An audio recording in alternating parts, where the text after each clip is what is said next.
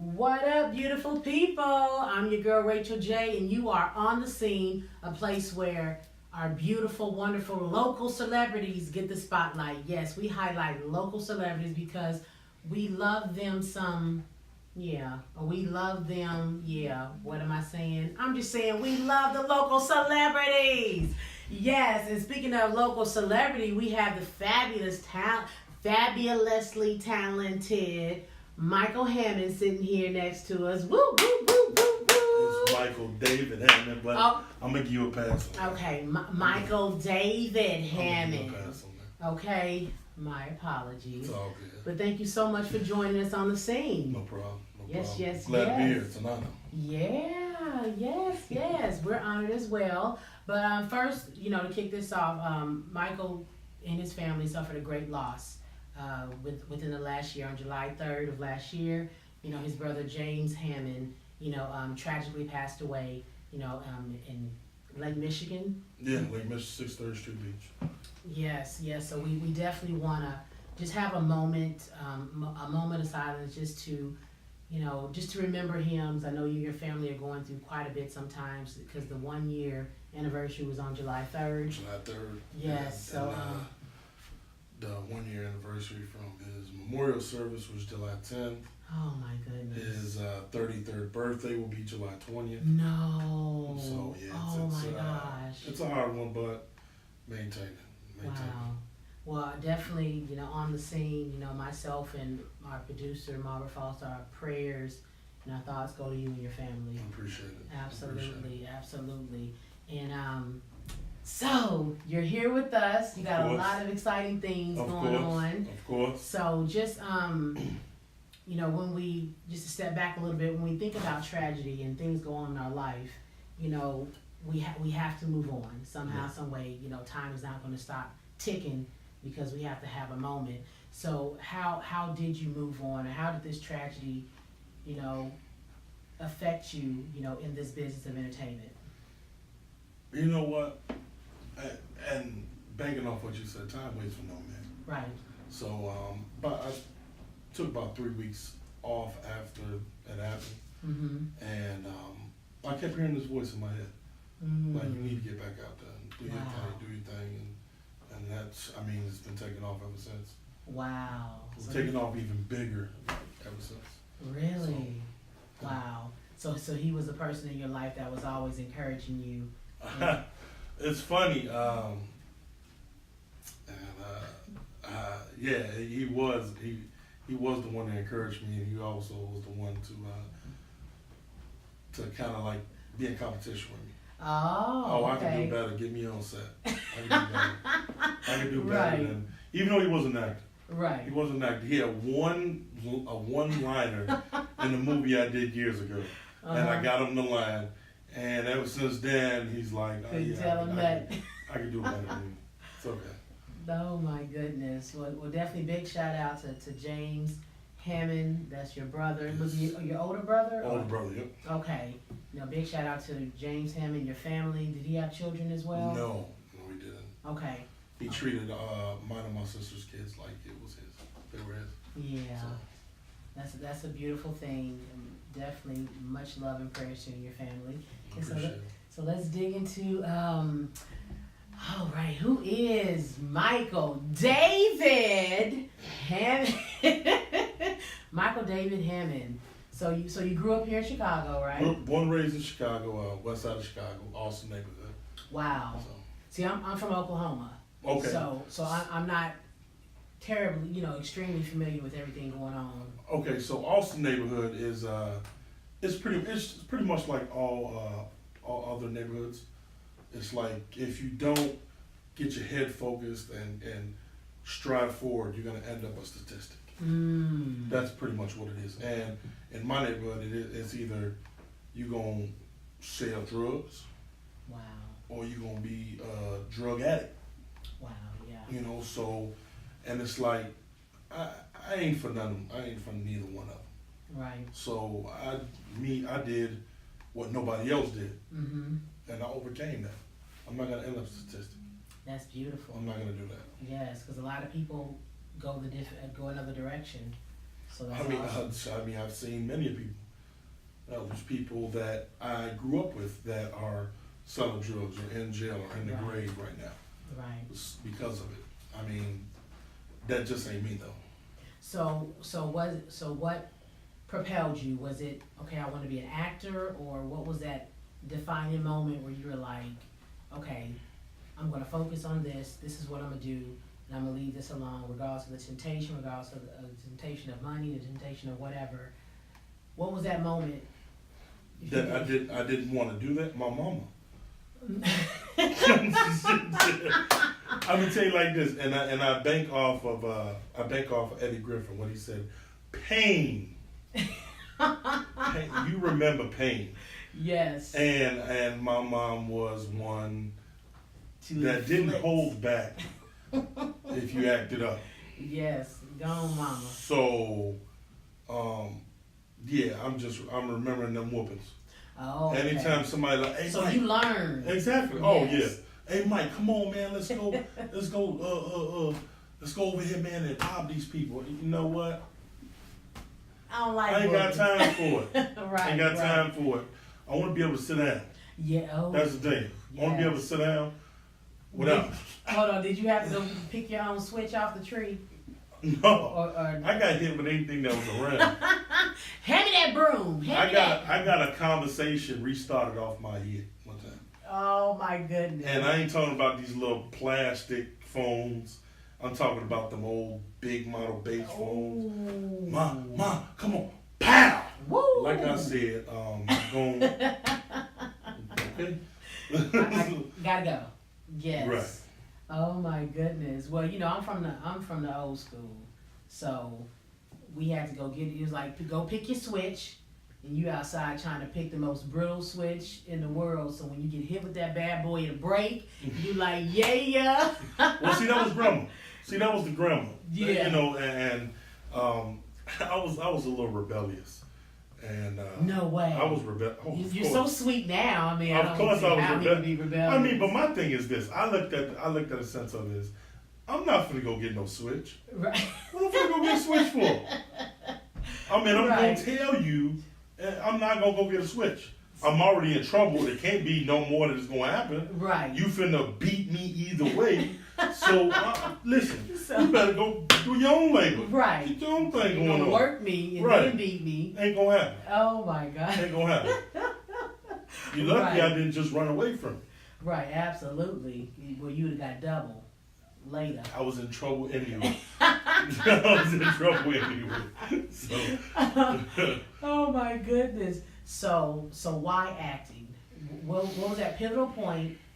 You know, 'cause we all be like, okay, I want to be a fireman, I want to be this, I want to be that. You know, why acting? Because I believe that our path chooses us. You know, we just have to be kind of in alignment sometimes to get it. But it's kind of like destiny. So what is your take on that? Why acting for you? You know, in school as a kid, I did some plays. Mm-hmm. And I actually got the lead in a couple plays. Really? I got to play Babe Ruth in a play. What? Yeah, I got to play Al Capone in a play. Oh, shoot. So, it was cool. Then, about a little over 18 years?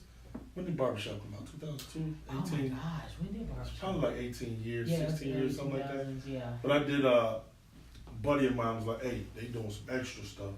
Let's go here. Mm-hmm. So we did that. Got to work in the scene with Anthony Anderson. Okay. With the whole, he was pushing the ATM down the street. Just a blur in the camera. Yeah. I mean, it was fun. Stopped it. Then picked it back up a little over 10 years ago. Mm. Did background work for about 6 months. Okay. And it just took off. Took off from there. Wow. So what was the push to not? Because there are some people, you know, who do background, which is fine, but they're like habitual with it. It's like Right. what they do is the only thing they want to do. What made you want to step outside of that realm and go, okay, I really want to pursue this full time. This is not just a hobby. This is not just background. You know, I'm ready to move forward. I mean, yeah, you got a lot of people that want to be background. I know I've met people when I was doing background work who's been doing background work for 25 years, Right. Yeah. 30 years. And it's like, my thing is this, that's good for you. Right. If that's what you want to do, that's good for you, Mm-hmm. that works. Evidently, something further in this Right. wasn't for you. Yeah. So I'm gonna stay the blur behind the camera, make this little money. Mm-hmm. Whether I'm seen or not, I'm still gonna make my money, Right. eat good, and Okay. and relax. We need to eat. But with me, it's like I want to take it a step higher. Mm. I've always wanted to take a step higher, and as I started getting into it more and more and more, it's like, yeah, this is me. Yeah. This is me. I get to do things that I've done things in movies that I should have been getting life in prison for.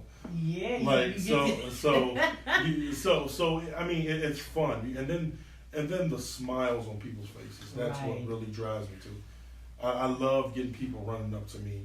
Oh, Mike, I love your character and this and this. Whether you want a picture or autograph or not, I don't. That comes with the territory, of Right. course. But I love the smiles on people's faces. Yeah. Because whether you love me, you hate me, I did something on that Right. movie or TV show that caught your attention. Right. Absolutely. So Absolutely.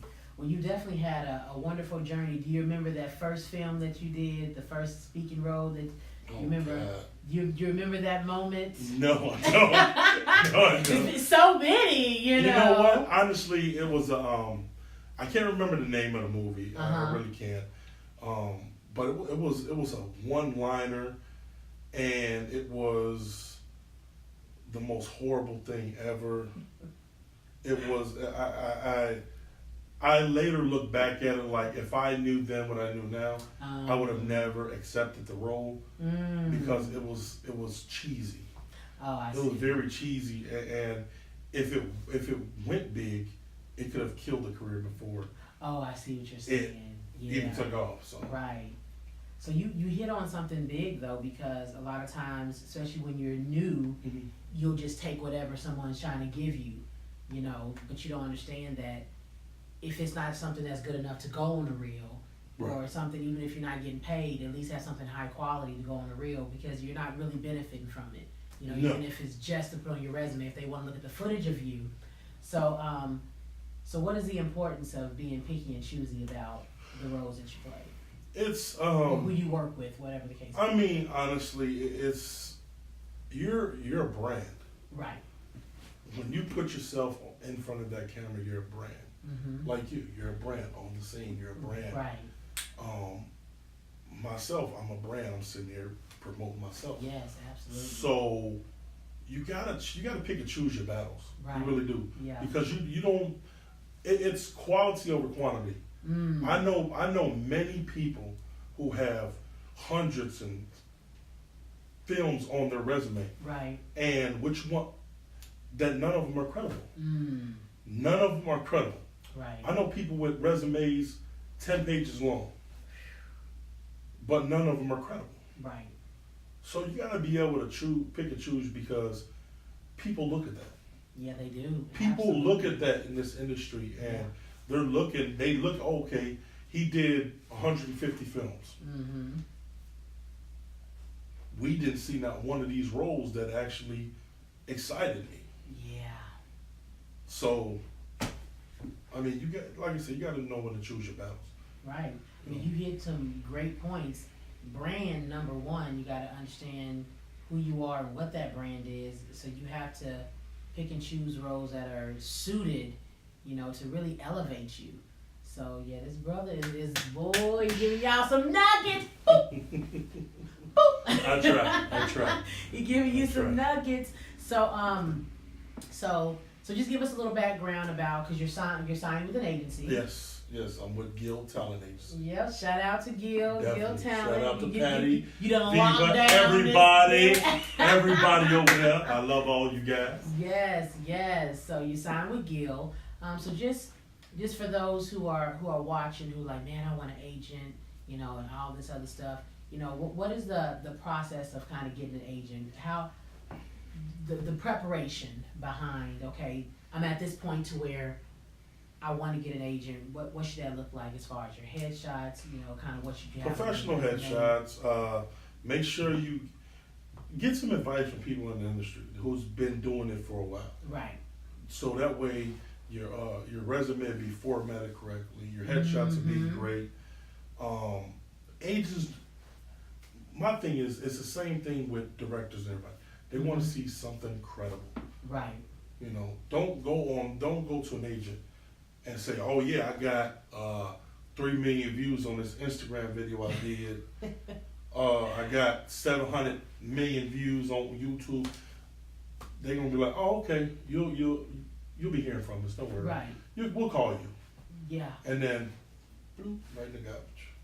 But you made a good point though, because some people, they mix up, you know, the actual profession of acting and having a lot of followers on YouTube or Instagram or something like that is unless you got a, you know, and then if you have like a web series, that will be something that will be on your resume if you're doing something like that. But you made a really good point. There is a big difference between, you know, your personal, I'm gonna throw a cookie in the air and catch it with my mouth. You know, got 100 views. You know, I hate that. I hate that. And I'm gonna look straight into the camera with this. Ooh. Look, check it out. If you are an Instagram celebrity, whatever you want to call you, whatever you want to call yourself, you are not an actor. Okay? I hate that with a passion. You are not an actor. You are, and you're social media famous. You're not an actor. Actors are out here every day putting in work. Workshops, acting classes, grinding, hitting these auditions. They're not somebody who's sitting in their mama basement making funny skits. So stop calling yourself an actor. You're a social media celebrity. Don't call yourself an actor. Because if you do in my face, we're going to keep it PG, right? We ain't gonna get to it. But I'm just saying, I hate that. You know what? I know a few people who do Instagram and stuff like that who actually are actors. Right. You're an actor. Yeah. He's not saying that, you know, he's saying that people who don't have, who are not actually in the field of acting. If you're not in the field acting, okay, that's what I'm gonna clarify it for you. If all you do is Instagram videos and Facebook videos, you're not an actor, nor an actress. If you're out here grinding and hitting these auditions, getting those no's, waiting by the phone, waiting for these auditions to come in, you're an actor. But if all your resume has is Instagram videos, Facebook videos, you need to get on before you get spit on, because I'm gonna tell you about yourself. Look, Michael gonna tell you about yourself. You better quit playing. I don't like it. I hate that with a passion. And I get it. I definitely get it, because it's, I think in every field there's something that irks people. Of course. You know what I mean? And that's something that's, because we are out here. Exactly. You know, getting them no's out here, you know, it's hard to a lot of times keep a steady job, because you got to keep your availability open. Exactly. You can keep your availability open exactly. until the day before and be like, oh, you didn't get it. Okay, thank you. I could have been working. Right. Now my check's short. Right. Exactly. So yeah. So he's passionate because a lot of work, schooling, education, a lot of work goes into 10 plus years in this industry grinding. Yes. Grinding. And I'm talking about grinding. Yes. I've had to walk to auditions. I've had to walk 3 hours to auditions before. Ooh. Because I didn't have transportation, no money. That's what an actor does. Yes. Not pick up a phone and make a funny skit. Anybody can do that. Absolutely. That I'm gonna tell you, I'm looking straight into the camera and let you know, anybody can do that. But get out here and get on these real sets, and then let's see what you're talking about then. Woo! And speaking of grinding, this man is in Chi-Town, LA, Atlanta. He moving around, shaking and moving. Most definitely. So let us know a little bit about what you have going on now. Mom, I'm working on season 2, and you mentioned YouTube series. I'm working on season 2 of Two Brothers, a Chicago Lifestyle. Oh yeah. We are. It's getting more notoriety than I expected. Mm-hmm. But I mean, I expected a great push, but Right. when you see 2,200 viewers in 10 minutes, Right. Ooh. then you're like, oh damn, okay. Yeah, that's beautiful. You know, now you're like, okay. Yeah. You know, we you get we going. doing something here. Right. We doing something. Exactly. But we're working on season 2 for that. Mm-hmm. I just got through filming a Netflix movie. Ooh. Working alongside Anthony Anderson and Dave East. So it's going good. Yeah. So can we expect this? Any ETA on when this movie is going to be? All I know is they said the beginning of 2019. Okay. So that could be January, February, March. Right. Absolutely. One of those. But it will be on Netflix. Right. Definitely got to keep us posted so we can, show you some love. Most definitely. Show you some love. And then you recently, the Beats movie. You recently got cast. Is it the Beats movie or? It's the movie. It was the movie. That was supporting lead. Wow. So I was supporting Anthony Anderson and Dave East. Oh, this is the Netflix. That's the It's Netflix Beats. movie. Gotcha. That's the Netflix movie. Don't you just love connecting the dots? Yes. But yeah, it was an experience. I got to work with director Chris Robinson. Yes. For many people who don't know who he is, he was the one who directed ATL and the New Edition story on BT. He directed numerous BT awards. Wow. Long resume, but yeah, I got to work with him, and it was a fun experience. Great experience. If you guys want to see the experience, you can go on my social media, and because me and Anthony Anderson are we some clowns. Oh my! I can only imagine. We have videos of searching for barbecue on the south side of Chicago. Ooh. To raiding the barbecue place's kitchen, and yeah, it's ridiculous. It's fun. So where did you find the barbecue? What barbecue joint did y'all? The place was called Tailor Made Q. Ooh. It's on 67th and Halstead. Now is that one of the? Because I don't know all the hot spots. So is that like you know what? I just heard of it. So the owner of the establishment came to set with some rib tips, and me and Anthony Anderson were tearing them up. Oh my! Oh, that's. And he gave us a card. He said, "Hey, listen, you guys come through. Yeah. It'll be on us. Don't worry." So we get through with the scene. They say, "All right, you guys got a 3-hour break." And comes, "Hey, let's go get some barbecue." I'm down. Let's go. Right. Let's go. Sure. So they gave us a flyer. Uh-huh. And the funny story with this flyer is there was no address on it. So we asked everybody there, one of the security officers on set. We're like, "Hey, where's this place at?" Right. He's like, "Oh, I think it's on like 66th and 67th, something on Halstead." Mm-hmm. I know it's on Halstead towards that way. Right. So he looks at me and looks at me. He's like, "You want to walk? Let's go." That's So now good. we're walking down Halstead. Oh my gosh. Police escort. It was funny as ever. So you got people pulling over the cars, hopping out, taking pictures with us, and it was just like. Then we finally get to the barbecue place. I noticed it from a distance, and I hear out the side. It's like I hear Anthony say, "You know what? I can't see nothing. Where is it at?" I said, "It's right there, man. It's right there. You know your big self can see some food from a distance, man." I say, "Man, listen, look, it's right there. Everybody can see it, man. Everybody can see the sign, man. It's not the food, man." So, it was an amazing time. Wow, I can only imagine. So what are just some things that you picked up? Because for me, I'm constantly trying to learn and grow and absorb, especially when you're dealing with the Anthony Andersons and the people who are out here shaking and moving in this industry.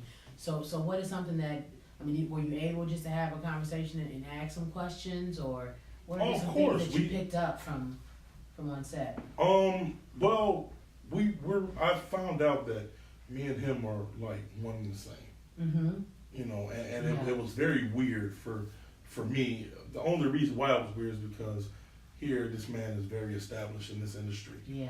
And to have him sitting there talking to me, dime in the back, right, and joking with me, and we knew, listen, this is playtime, this is business. Right. Let's get it. Yes. And I mean, I absorbed everything he could tell me. Right. Everything he could tell me, man, what I'm supposed to do here. And it was not much that he corrected me on. That's awesome. And it was, and I'm like, man, that was. Well, you booked it, so we know you're on your game. Well, of course. Yeah. But then you get on set. They're and like, okay. People critique this right. and critique that, but him, he was just like, dude, like you are bringing it. You are bringing it. You making me look bad, man. You making me look bad, man. I'm like, listen, this is what I do. Right. It's what I've been doing. That's what I'm saying. So, oh my goodness. but I love it. I love it. The directors love me. Everyone on set loved me because I did what I had to do. But I made them laugh when we was taking breaks too. So. Yeah. So that because there is a delicate balance, you know, with professionalism and your personal, and because when it's not like you're at a job, you're at a desk, you know, where you doing certain things, you gotta be quiet. When you're on set, you know, there's ways to get to do too much, be too friendly, and to do too much. So to have that balance is a wonderful thing, and to create networking and friendships. So congratulations. Congratulations. Yay. Yes, that's awesome. So so what can, outside of the beats, and I know you got the web series, are you doing anything else that we should be looking forward to? Or, you know, are you considering doing any writing or any directing or any producing yourself in the future? I've done directing, actually. Really? I was the assistant director on this movie. Now I want to say this first. Don't get mad at me if it doesn't come out in the fall, but this is what I got told. So this is what was told to me. A movie called School for Gods. Okay. It's supposed to be coming out this fall. I was the assistant director on that. Interesting. I'm also the assistant director and directed a couple episodes of Two Brothers. Really? Yeah. So what was that experience like, being behind the camera versus? It's weird. It's weird because you gotta hop. You gotta hop behind it. You gotta check everything. Then you gotta hop in front of it. Because with those web series, it's like you don't have stand-ins. Right. So it's like you're checking the gates here, checking boom, boom, boom, boom, and it's hard. But when you see the finished product, you're like, it was worth it. Okay. It was worth it. Okay. It was worth it. And what about, you know, do you have a newfound, not saying you didn't respect them before, but a newfound respect for directors? Like when you were directing people, what was that like, being the person to say, okay, do this or do that? Or did it was weird. It was weird. Because like I said, I'm so used to being in front of the camera, jumping behind the camera and then have to jump back into it. You find out that people respect you more. You know, when you're showing them your work ethic. And I work with on the web series. There's a lot of younger cats. Right. And you know, I could tell them all day, yeah, I've been on this show and that show and that show and this movie and that movie. But once they start seeing the work ethic, now they're like, oh man, like he's for real. Dude can juggle being behind the camera and shooting his scenes. Yeah. I need to step up. So I mean, I have a big respect for especially like Ben Stiller, Sly Stallone, Adam Sandler, a lot of those guys who direct big budget movies and have to deal with this thousands of cast and all this crew and it's like I have big respect for them. Yes, big respect for them. Absolutely. So what are some and when you were talking about, you know, the younger cats and the different people just coming in, because some people just be like, hey, come jump in this movie right quick. You know, what is just some nuggets to give them as far as, you know, on-set etiquette and just building skill. Because even if you can't afford class, even if you can't do those things, pop in a movie. I was just about to say, you got movies. Study. You got movies. Study. I don't mean to toot my own horn, you know, so I don't want y'all to make I don't want to sound arrogant, but I didn't take any classes. Right. Everything comes out natural, and I actually learned how to hone in on my emotions by watching other actors. My top two favorite actors are Denzel Washington and Tom Hanks. Yes. Oh. These two guys, and it's like, and everybody says, "Oh, they're my favorite actors because of this movie." No. I'm a fan of them because of their craft. Yeah. The way they can hone in on their emotions at the particular time that they need to, and it's just like it's amazing. Yes. That's why I tell. Listen, if you can't afford classes, go pop in, and I'm not gonna say Training Day. Everybody says Training Day, do this. Go watch Forrest Gump.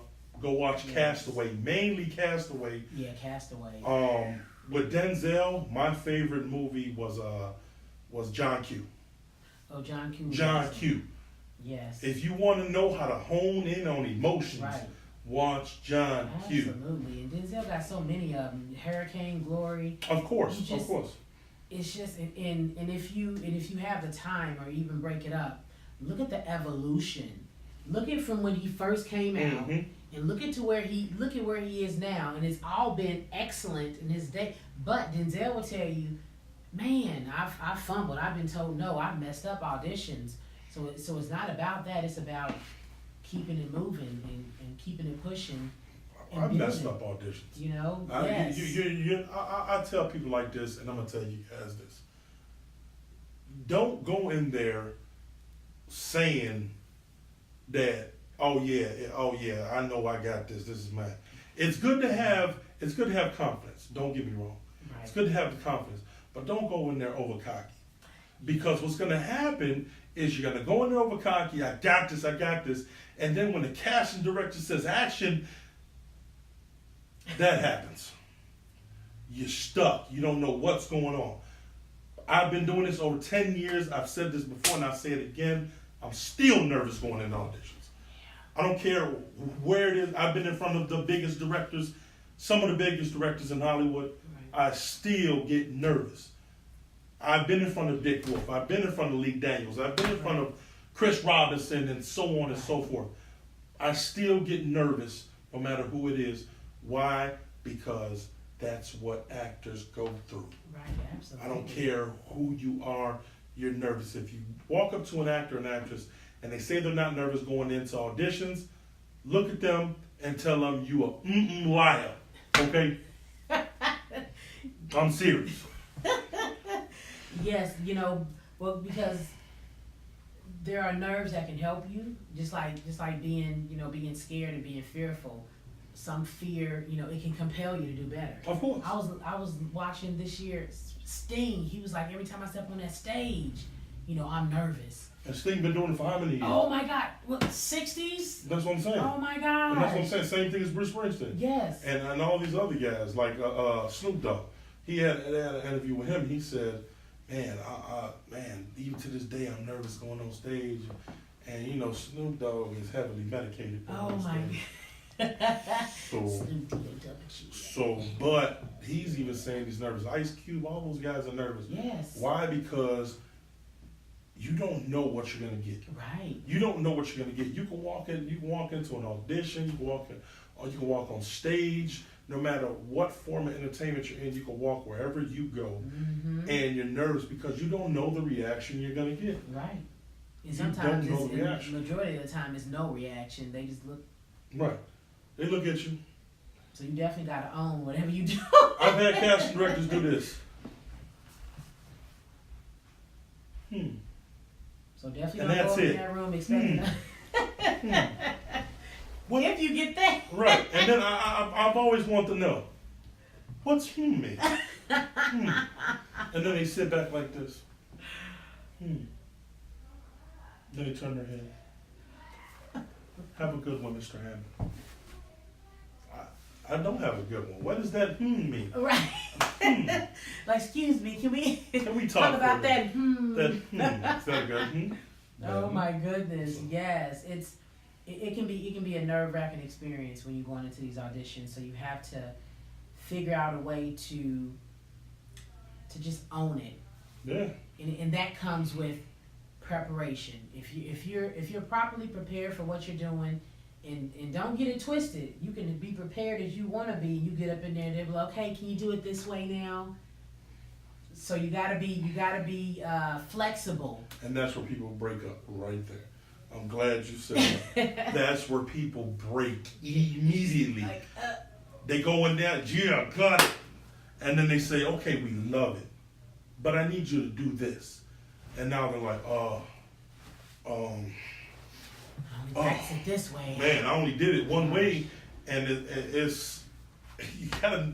That's what I mean by honing your craft. Yes. You got to be ready to snap and change that up immediately. Right.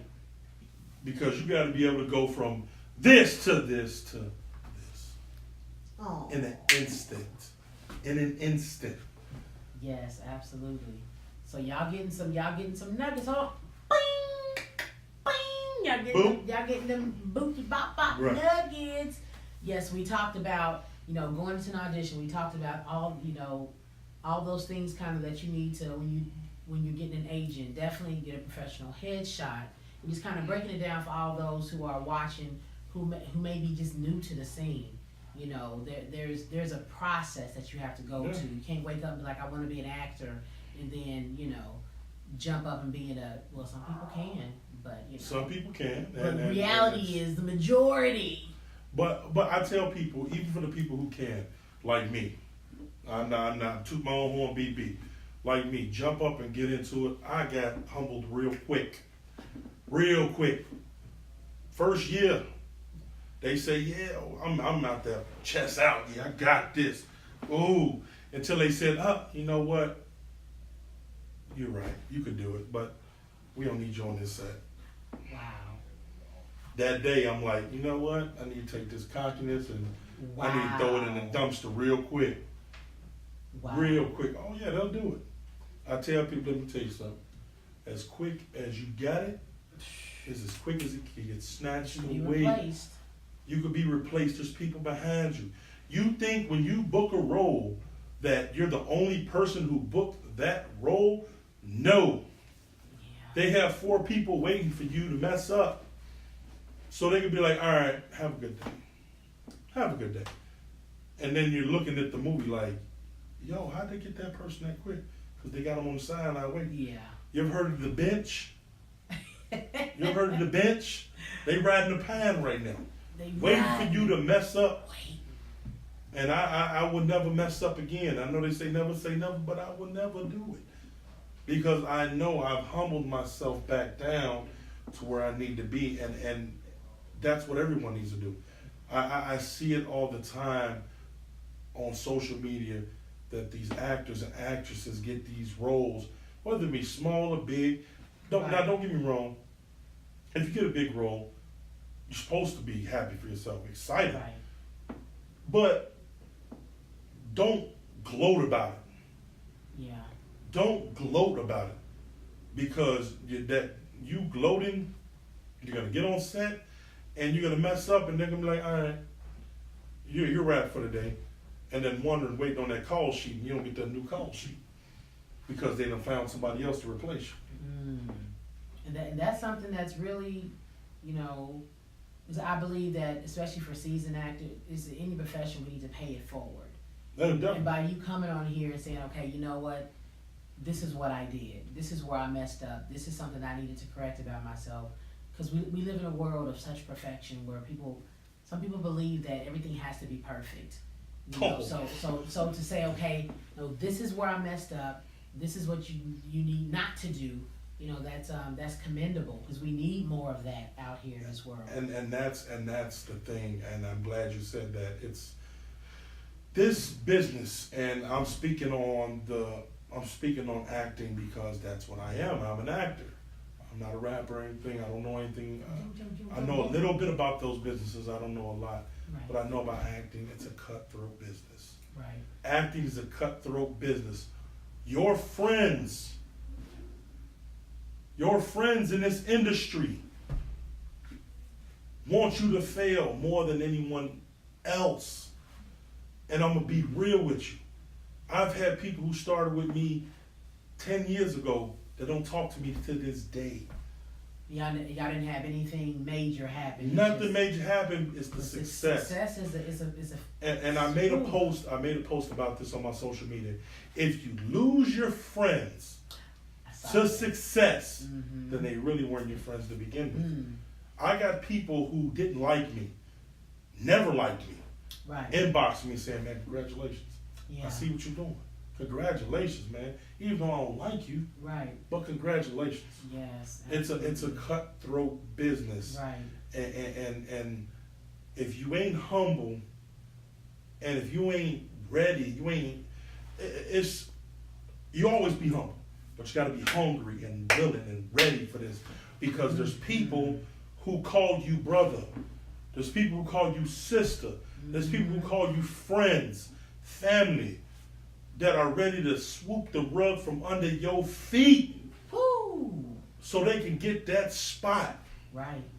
And people fail to realize that, and now they get on their social media saying, "Man, why would they do that to me?" Right. So I'm telling y'all now, be prepared. And that's what I do. That's why I love helping people. Right. I love helping people because I didn't have this. I did not have this. Right. For the first 4 years, 5 years of my career, I didn't have it. Wow. I didn't have no help. I had people, "Yeah, I got you, Mike, no problem." I never heard anything. But it took one day when I was bodyguarding. I was bodyguarding at Medina Country Club for the Ryder Cup. It's the Super Bowl of the PGA Tour. Right. And I was bodyguarding Bill Murray and Robin Williams. And Robin Williams, God rest his soul, may he rest forever in God's grasp. But he told me just like this. He told me the same thing I'm saying here. It's a cutthroat business. But if you're willing and able and ready to take on this task, tiny, you're going to be the biggest thing on the silver screen. And that's exactly what he told me. He said, "You're going to be the greatest big man to ever grace the silver screen." Robin Williams told me that. And I took that and ran with it. What a beautiful moment. I mean, I ain't going to say the greatest because you got Michael Clark Duncan and you got all these other big guys. Gosh. So I'm not going to say the greatest, but I'm going to be up there with them. I love again, rest in peace, Rob Williams. Rest in peace, Michael Clark Duncan. Yes. I loved watching Michael Clark Duncan because I'm a big guy. Oh my God. And I actually Green took Mile. Thank oh you. My gosh. Thank you. The Green Mile was one of the greatest movies to me. Yes. And then you had Tom Hanks right there with Michael Clark Duncan. So there's so much you can get out that movie. It's ridiculous. Yes, it's ridiculous. And I actually got the concept for my name. Michael Clark Duncan's a big guy, so he's like, I seen in an interview, he was like, "Well, I didn't want to use Michael Duncan. Right. I'm a big guy. That makes no sense. Right, you need Michael Duncan. Yeah. I need to establish it." So that's why I looked at it. I'm like, Michael Hammond. No, I'm going to use my own name. Yeah, Michael David Hammond and make an impact on people. Right. Because I'm a big guy. They're going to be like, "Oh, here comes Michael Hammond." Then they see me walk in like, "I mean, you're too big for that name. You're too big for that name. You got too much coming for that name." Right. So I want Michael David Hammond. I want that to make an impact on everybody. Yes, and you got two powerful names, Michael and David. I mean, I don't know, you know. I know a bit about it. I know a bit about the Bible. You packing some power with the names. I know. Baby, you better stop playing. And I know a bit about the Bible. I joke about it sometimes, but you know, it's funny. I catch pastors in this, and people don't listen. I love God. I love everybody. So don't hate me for saying this, but I actually mess with pastors. I messed with my pastor one time. God rest his soul. But I asked him, I said, "You know what? You're in there preaching, right?" He's like, "Yeah." I said, "Man, the word's good. Word's good. I feel it. I need to ask you a question, though." Right. Bible said it started with Adam and Eve, right? Uh-oh. He said, "Yeah." I said, "And they had two sons, Cain and Abel, right?" Mm-hmm. And they said, he was like, "Yeah." I said, and they said, "They got married, right?" He said, "Yeah." I said, "To who?"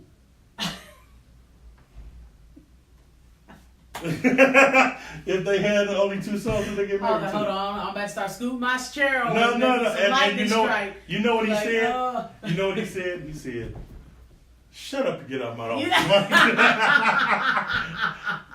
Dismissed. Dismissed.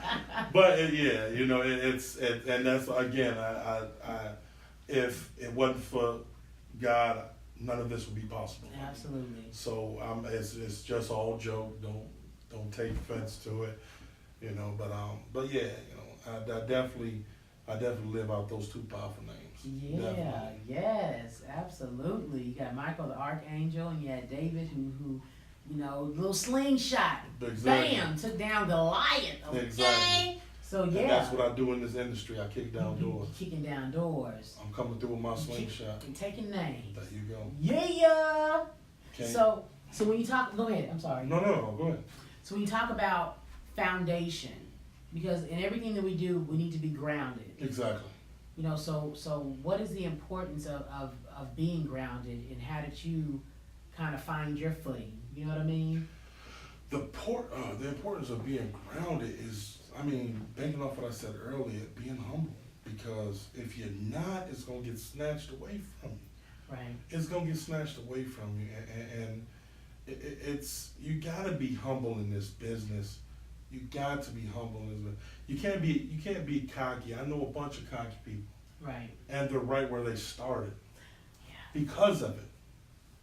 So you got to find some common ground within yourself. Right. Before you can find common ground in this business. Exactly. That's the way I look at it.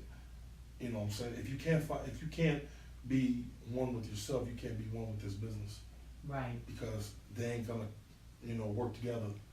Absolutely, because you got your spirituality, you have your family, you know, and your being an actor is your occupation. Exactly. That's what pays the bills. You gotta have other interests in life. You know, do you like to read books? Do you like sports? Exactly. So be interesting, I guess is what I'm trying to be interesting and have balance.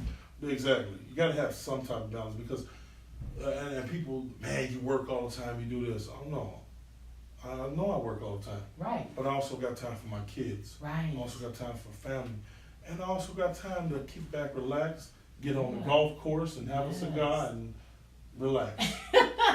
So you got to be some type of ground to you. You just can't be work. This is who I am. Because you're not going to get nowhere. You're going to run yourself into the ground. Right. And people want interesting people. You know, sometimes you can be the greatest thing on this earth, but this person may not be as skilled as you are, but they're interesting. They're very interesting. They light up the room. Oh my gosh. You walk in with an Oscar-winning performance. Yes. But this guy just walked in and lit up the whole room. Exactly. This whole room was just dark. It just lit because he walked in. Right. And he ain't even read off the script yet. That's what people fail to realize. Yes. That's what people fail to realize. Talent gets you far, but you gotta have some type of interest to you. Yes. Whether it's a look or the you know your demeanor. You know it's you gotta have something interesting about you. Right. You just can't come in here plain and think it's gonna take, because people gonna look at you like, oh, okay. Right. I've seen 4 or 5 of you today already. Yeah. You don't want to be in the livestock. Exactly, and that's what it is. It's a cattle. Right. Yes. You're gonna. They say cast the call. You're being part of the cattle call. Right. You're part of the cattle call. That's what you are. Right. And that's why I tell people. I tell people all the time. If you don't come to me crying saying, oh well, I don't think I'm gonna do good, and there's a bunch of people who look like me, the same height, and because I'm gonna tell you, I'm gonna be honest with you straight up. Save that for Oprah, Jack. Man, Oprah ain't want to hear that. Because I ain't got time for it. I know plenty of people who are big and tall like me. Right. But there's only one me. There you go. Give me some. There's only one me. There you go. And that's what you need to do in this industry, or what I even say in this industry, but in life. There's only one you. Yes. If you can't establish yourself as being the only one, you're gonna be part of that cattle call. There you go. When they get the ringing that bell, they're gonna herd you with the rest of them. Yes, and you develop those things in the beginning, Exactly. or you know what, you develop them through experiences and different things like that. But you develop those different characteristics about yourself, you know, being interesting, being unique, and things like that by just understanding the essence of who you are. Like this man, he knows who he is. Exactly. That's why he understands his branding. I'm sure his headshots reflect who he is and his branding. So there's a lot of different pieces. So like he said earlier, you know, when it comes to any industry, you know, try to find a mentor. If you can't find a mentor, we got Google nowadays. Listen, I'm gonna tell There's people like this. so many things. You not to cut you off, young lady. You want a mentor in this acting business. We got links to my page. There you go. I openly talk to everybody, whether they're fans, people who hate me, or just somebody who wants to get into the business and want to know about it. I openly talk to people all day. I get it from my kids. They get on me. You're hanging out with us, Dad, but I take the time out to talk to everybody, and that's why everybody loves me, because I humble myself and talk to people. I'm not this big, you know, what they call prima donna. Right. You know what I'm saying? And because I've been on all these shows and movies. He was being a diva earlier. I'm just I was. They They didn't give me a dressing room. They didn't give me anything. We didn't give him an assistant. They sat me on the couch, and a bunch of people were bothering me and breathing on me. But no, I'm serious. No, like if you want to get to know anything about this industry, get me on Instagram at @TheRealMDH or @TheReal_MDH. You can get me on Facebook, Michael David Hammond, whether it be my fan page or my regular page. I don't mind talking to anybody and letting them know, giving them advice, because that's just who I am. And I didn't have anything like that. I didn't have people telling me, you know, what to do and what not to do. I had to learn myself. And experience is the best teacher in life. So absolutely, if I can give back to people, you know, like I didn't get, hey, I did something. Yeah. If you can change the heart or mind of one person, you know, that's hey. Exactly. That's enough. It feels good to me. Yeah. And then banking on the headshot thing again. I missed this part earlier, but if you're gonna go somewhere to seek representation, make sure you look like your headshot. Please make sure you look like your headshot. Don't go in there with a headshot. You got a 27 piece in your head on the headshot, and then you walk in and you got micro braids and they blonde and black, because then they're gonna look at you like, okay, we can't send you on auditions, but okay, because you got to look like your headshot. You got to look. I walked into an audition for the Beats movie actually. Walked into the audition, and there was a guy in there, and in his headshot, he had a beard that was nice lined and nice hairline. He comes into the audition with all his beard shaved off, the sides of his head shaved off. He had the little 2 braids here, and got mad at the assistant because she said, "Mr. Hammond, you look just like your headshot." You're supposed to. Right. You're supposed to. And he looks at me crazy. Yes. They pick you for that look. And they are very specific, yes. I could remember going to my agent and just picking up some paperwork, and there's a guy in there. I see him, a guy and a girl, and they both had their headshots. Their boyfriend and girlfriend got the headshots sitting on there. And I'm looking at the headshots. I said, man, those are some good headshots. And I said, hey, where'd you guys get those done? Whose headshots are these? Right. They said they're ours. I say,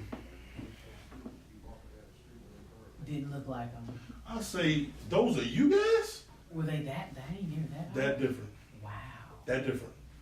Wow. That different. If guys, if you're gonna do headshots, like I said, make sure Your hair is cut the same way as your headshot before you go into audition.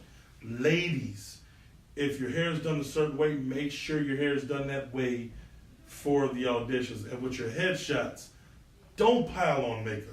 No. Do not get as natural as you can. If you got blemishes, hey, let them show, because that's probably going to get you a role. If you, whatever your headshot looks like, you need to look like going into those auditions, going into agents, and because they're going to look, if you don't, agents are going to tell you straight up, I can't shop you around because you don't look like this. Right. You're giving me something. They have to trust you exactly to go into an audition that they send you on based on a particular headshot. They got to trust you to go into that audition looking like representing the headshot that they sent in. Exactly. You know, and I'm not saying wear the same clothes. I get people right. I get people that misconstrue what I say. Don't wear the same clothes, okay? The look, your hair, your face, your men's facial hair. Yes. You know, if you got a gold tooth in your headshot, you better wear it to the audition. They probably picked you because of that gold tooth. Exactly. Yes. But don't wear the same clothes. Then it's gonna get a little weird. It's gonna be a little weird. Can't do that. Absolutely. Well, once again, let everybody know how they can contact you, and if they want you for work, how they can contact you as well. Okay. Social media. My Instagram is @thereal_MDH. You can get at me on Facebook, Michael David Hammond. It pulls up both my fan page and my regular page. You want to book me for some work, you can inbox me through social media, or you can hit me up on my email, which is Hammond_Michael88@yahoo.com, or you can use my Gmail, which is BYAAH88@gmail.com. Absolutely. Awesome. Well, thank you so much for stopping by on the scene. You know, we had a great conversation today. You dropped dropped a lot of nuggets, because it doesn't matter how long you're in this industry, these are always the questions that come up. Exactly. People don't understand how to brand, don't understand headshots, they don't understand what it takes to get an agent. You know, and the process starts way before that. So definitely hit this man up. You know, he's an open, friendly, outgoing guy, sarcastic. He'll crack a joke with you. You know. In a minute. So in a minute. So, but we definitely enjoyed you coming here once again. Our condolences to your family for the loss of your brother. Thank you. And just thank you for pushing forward and pressing through, because each door that you open, you're opening up that door for another person. Exactly. You know, and that's what I want to do. Yes. So don't worry about the door being open, because I'm kicking it down. Bam. I'm kicking it Okay. down. And before we leave, I know we gotta go. For one, it was an honor. Yes. It was an honor being here. Yes. The honor and privilege is all mine. And secondly, I'm gonna tell you like this: there's no there's no elevator to success. So tie them shoes up and take them stairs. Boom. Yes. And on that, hey, you are on the scene. I'm your girl Rachael J. We out of here.